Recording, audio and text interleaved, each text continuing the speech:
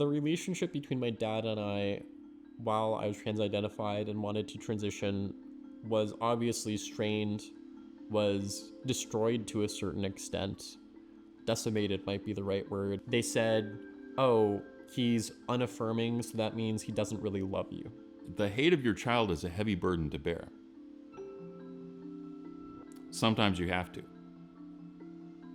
Because when you're doing it for your love of that child, not just for your love of that child as he is right now, but for the love of your child as he will be for years and decades to go forward, you have to bear that burden.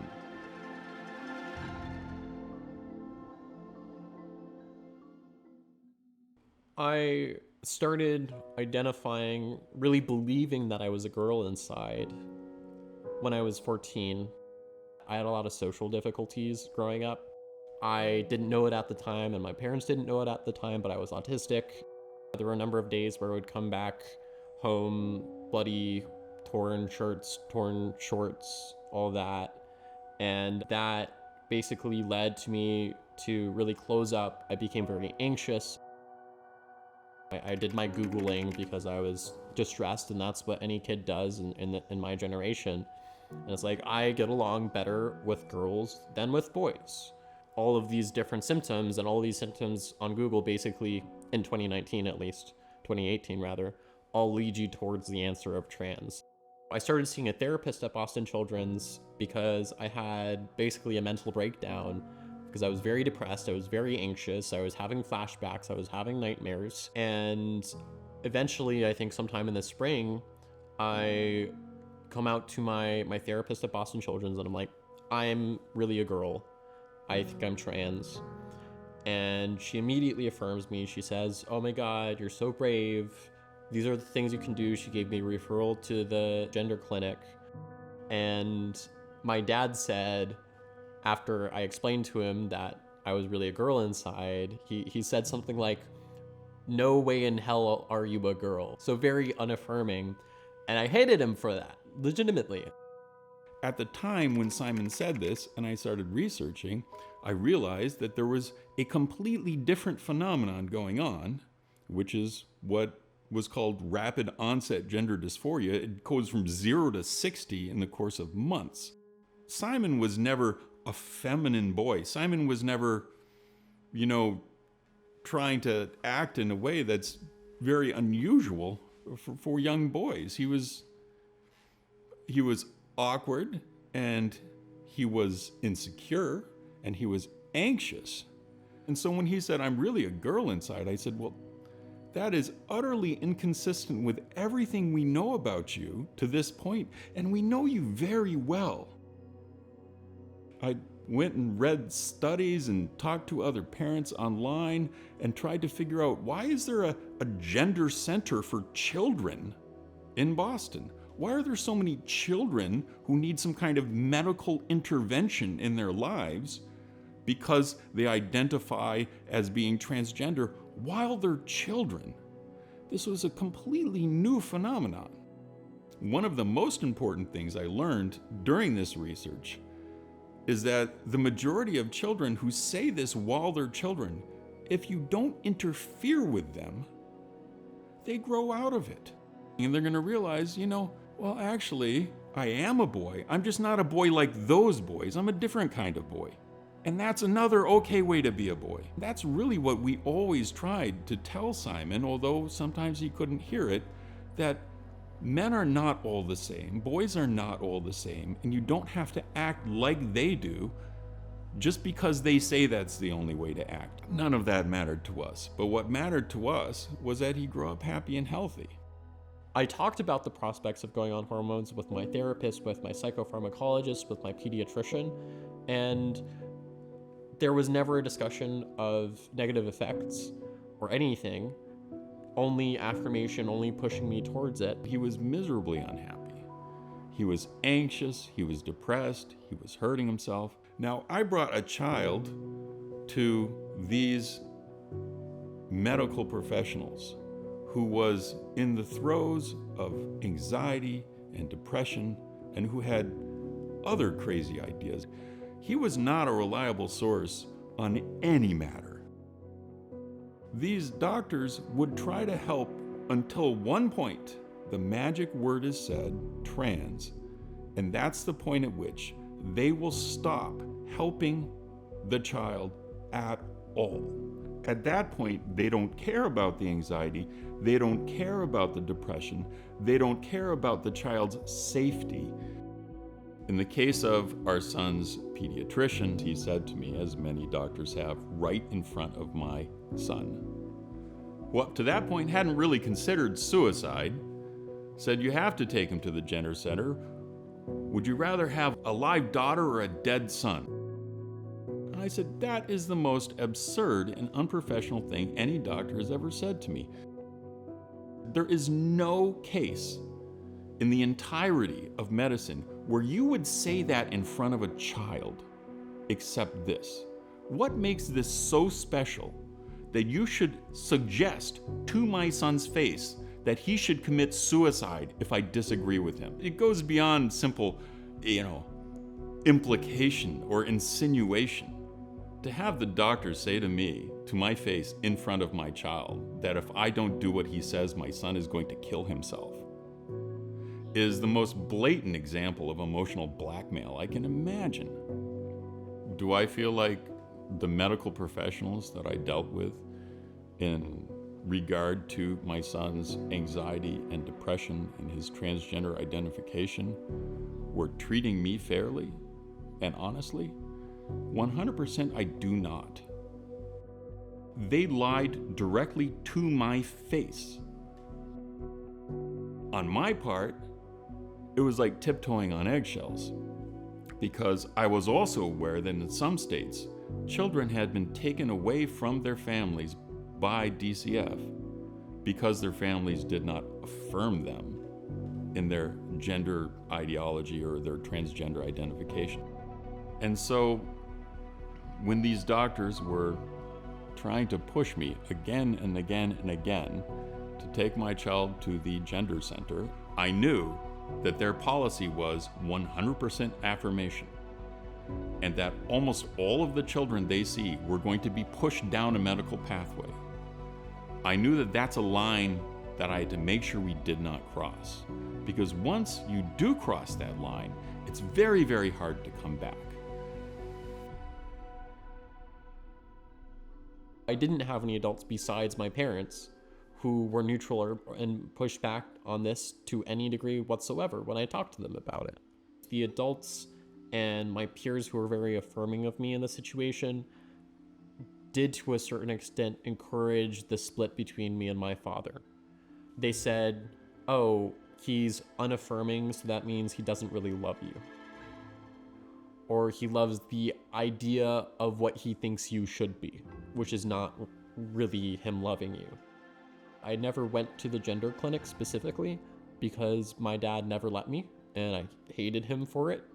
But I realized that I'm very lucky that he did not let me go. I think that, if I had a different dad, if my dad was neutral or affirming, I would not be here today in the capacity that I am.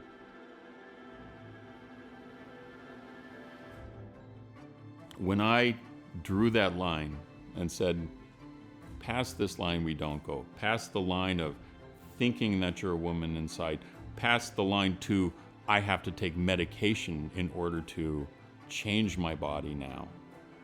When I said that, he was very mad at me. He hated me for years.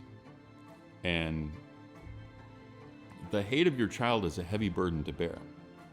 Sometimes you have to, because when you're doing it for your love of that child, not just for your love of that child as he is right now, but for the love of your child as he will be for years and decades to go forward, you have to bear that burden. I didn't want to tell him something that was not the truth. That wasn't going to do me any favors. It wasn't going to do him any favors. And so I didn't always pick a fight. But if there was a fight there, I was going to have that fight. I think a lot of parents are really afraid to have any strife or disagreement in their house or between themselves and their children. In this case, there was a real disagreement there, and I wasn't gonna just pretend that it didn't exist. I was going to keep saying the things that I thought were true. Desisting and detransitioning, for that matter, is a multi-step process. I think that when you're in a system where it's overwhelming and it's overwhelmingly supportive, you don't have much impetus for change. But if you are in a system where it's overwhelmingly antagonistic to you, as after I got canceled my first year of college it was, then you have a major impetus for change. Learning that one's child has desisted is not a simple thing. When your child tells you that they're transgender, that's a very abrupt change because you've never heard it before, and all of a sudden, doodly-doo-dee-doo, Mom, Dad, I'm a girl inside. When your child desists, it's a process that takes years. And there are many stations along the way. It was a long process with lots of conversations. We went for lots of walks together at that point and talked. And I mean, it was hard for me. It was exhausting for me. The entire process, the entire period where he believed that he was a girl was, for me, one of the hardest periods in my entire life. And I grew up pretty rough. I got in a lot of fights. I got shot at when I was a kid. This was worse. And one of the things I really tried to help him understand is that men and women, I mean, sexually it's black and white. You either got the big gametes or you got the little gametes. But in terms of our behavior, it is all probabilities. There's no black and white. Just because you act like this doesn't mean you're a woman. Just because you act like that doesn't mean you're a man. You know, I'd say, well, maybe you're not a man like me. Maybe you're a man like David Bowie. Look at David Bowie. Look how fabulous he is. He's not like me, but he's still a man. You know, maybe you're completely different from me.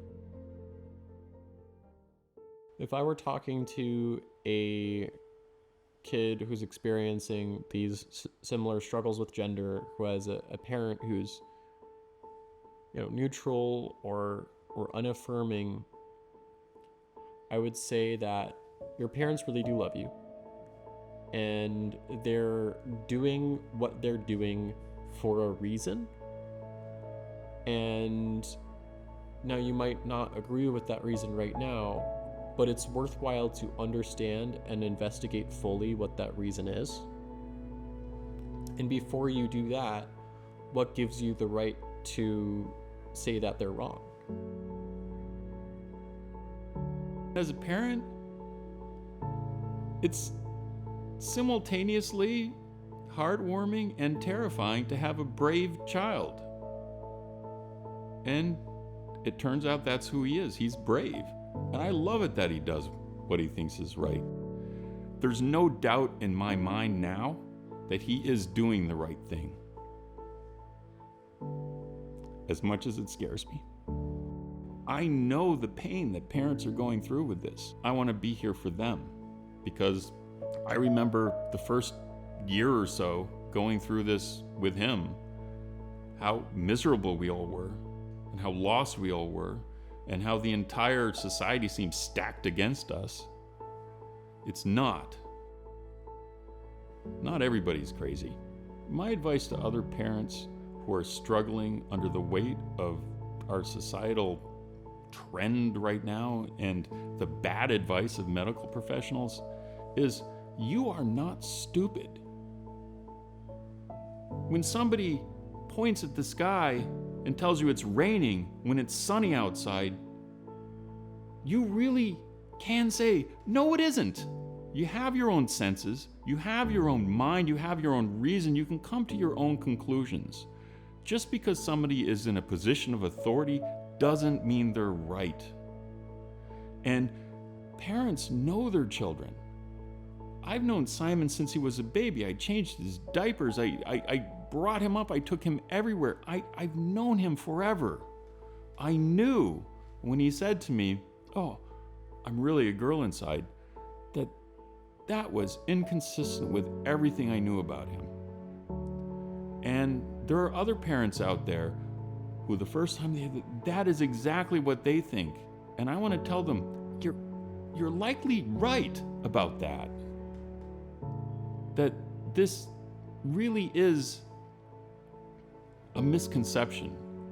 This really is a bad idea, a phase. The greater likelihood is that they've been swayed by a political movement, by an ideology, by strange people they're talking to online. I don't know what it is I did right and what it is I did wrong. I just know I did everything that I thought I could do. And if you're another parent and you're watching this, do everything you think you can do.